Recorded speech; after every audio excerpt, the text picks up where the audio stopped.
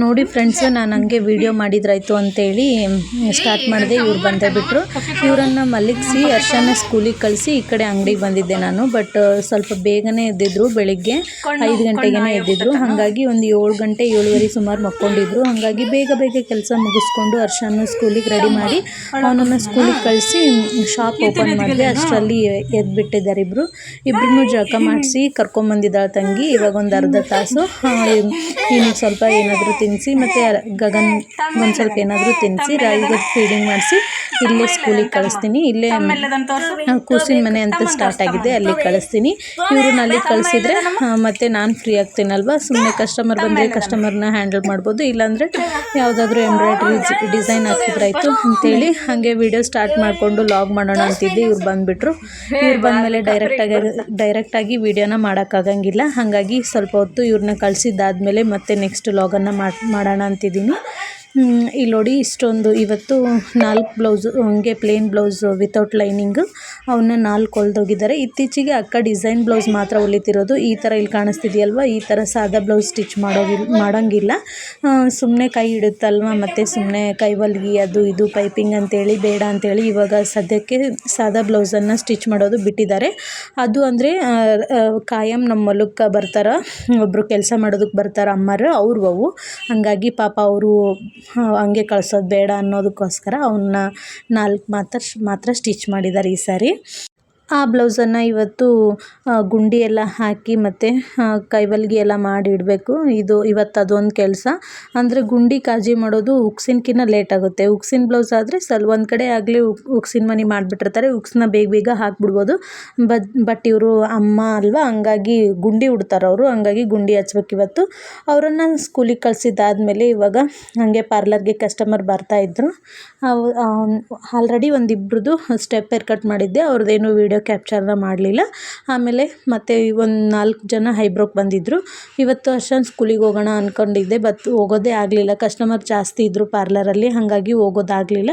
Next day ಹೋದ್ರಾಯ್ತು ಅಂತೇಳಿ. ಏನಿಲ್ಲ, admission ಮಾಡಿಸಿ ಬರಬೇಕು ಅವನದು. ನಾನು ಲಾಸ್ಟಲ್ಲಿ ಹಾಕಿದ್ನಲ್ವ ಒಂದು ಲಾಗಲ್ಲಿ, ಆಂಟಿ ನಾನು ಹೋಗಿದ್ದಿನ ಜಸ್ಟ್ ಫಾರ್ಮ್ ಎಲ್ಲ ಏನೇನು ಬೇಕು ಮತ್ತು ಡಾಕ್ಯುಮೆಂಟ್ಸ್ ಏನು ಬೇಕು, ಫೀಸ್ ಎಷ್ಟಾಗುತ್ತೆ ಅಂತೇಳಿ ಕೇಳ್ಕೊಂಬಂದಿದ್ವಿ. ಹಾಗೆ ಅವರು ಹೆಡ್ ಮಾಸ್ಟ್ರಿಗೂ ಕೂಡ ಹೇಳಿದ್ವಿ, 1 ವೀಕ್ ಹಾಗೆ ಕಳಿಸ್ತೀವಿ, ನೆಕ್ಸ್ಟು ಅಡ್ಮಿಷನ್ ಮಾಡಿಸ್ತೀವಿ ಅಂತೇಳಿ.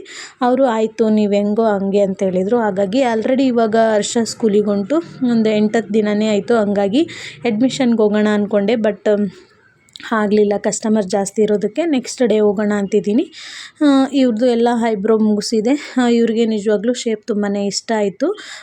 ಮುಂಚೆ ಕೊಪ್ಪಳದಲ್ಲಿ ಮಾಡಿಸಿದ್ರಂತೆ, ಅಷ್ಟೊಂದು ಚೆನ್ನಾಗಿ ಬಂದಿರಲಿಲ್ಲ ಅಕ್ಕ, ಈ ಸಾರಿ ಚೆನ್ನಾಗಿ ಬಂದಿದೆ ಅಂತ ಹೇಳಿದರು.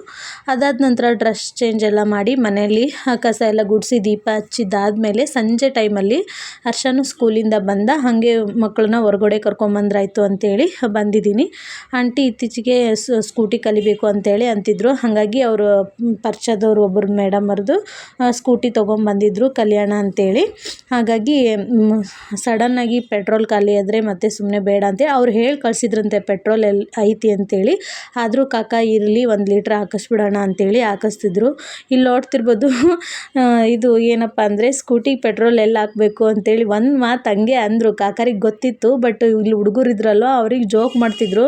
ಅವರು ಇಲ್ಲಿ ಅಂತೇಳಿ ಎಲ್ಲ ಕಡೆನೂ ತೋರಿಸ್ತಿದ್ರು. ಹಾಗಾಗಿ ಹಂಗೆ ಒಂದು ವಿಡಿಯೋ ಕ್ಯಾಪ್ಚರ್ನ ಮಾಡಿಕೊಂಡೆ.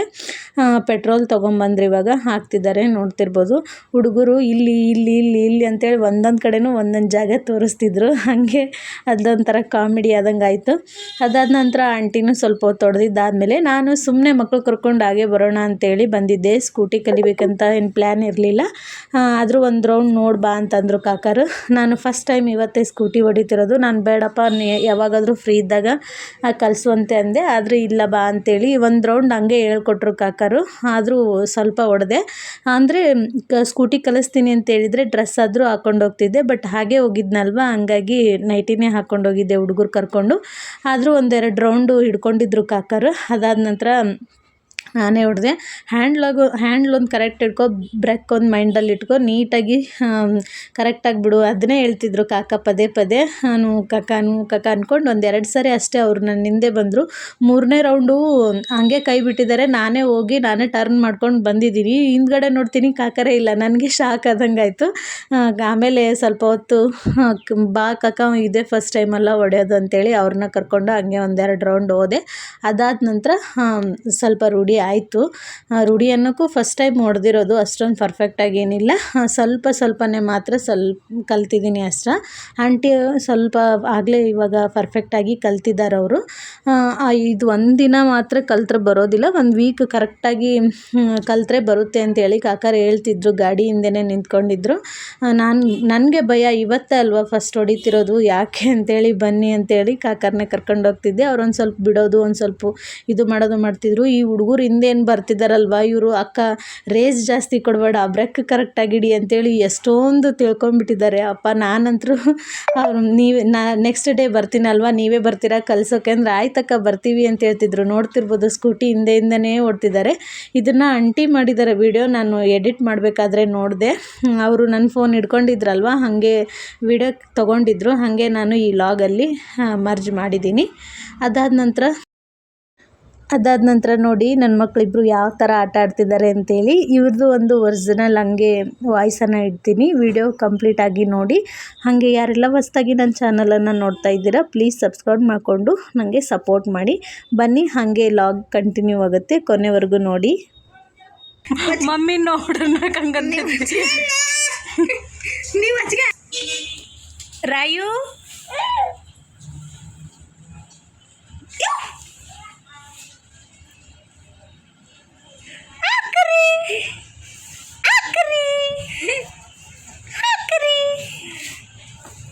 ಬಾ ಗಗನು ಟಾಟಾ. ಹಣ್ಣು ಒಂದು ನೋಡಲ್ಲ, ಹಣ್ಣೆಲ್ಲ ಹಣ್ಣು ಆಕರಿ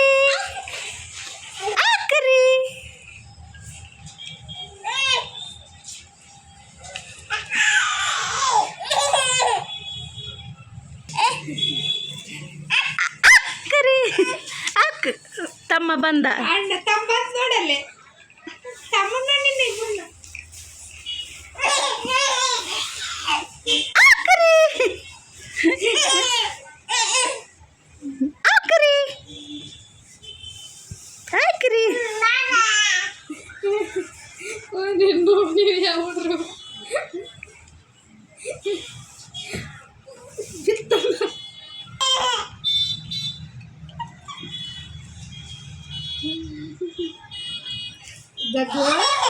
ಅದನ್ನೊಂದು ನಾಲ್ಕು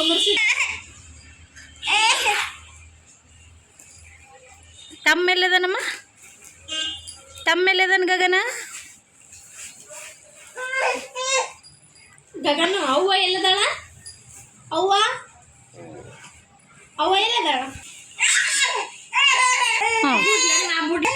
ಬರವಲ್ತನ ವಚ್ಗೆ ಜಕ್ಕೆ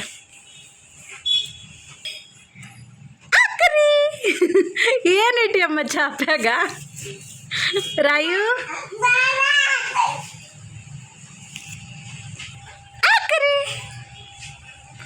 ಮಡಿಚಿಡ್ಲ ಸಾಕು, ಮಡಿಚಿಡ್ಲ ಚಾಪಿ ಮಡಿಚಿಡ್ಲ ಅಪ್ಪಾಜಿ, ಚಾಪಿ ಮಡಿಚಿಡ್ಲ.